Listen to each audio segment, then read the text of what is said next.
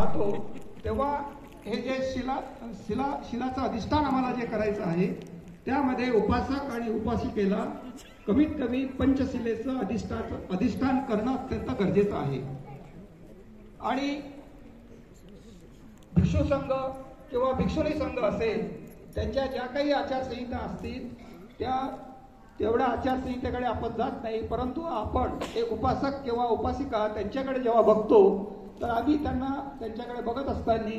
आम्हाला असं वाटतं की ते दशशिलामध्ये ते पालन करतात आणि त्या दशशिलाच्या याच्यामध्ये अधिष्ठानित आहेत आणि त्याप्रमाणे हे संघ हे जे कामं करतात हे शेवटी व्यक्तिगत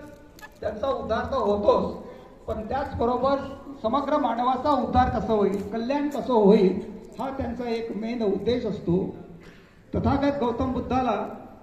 जेव्हा ज्ञानप्राप्ती झाली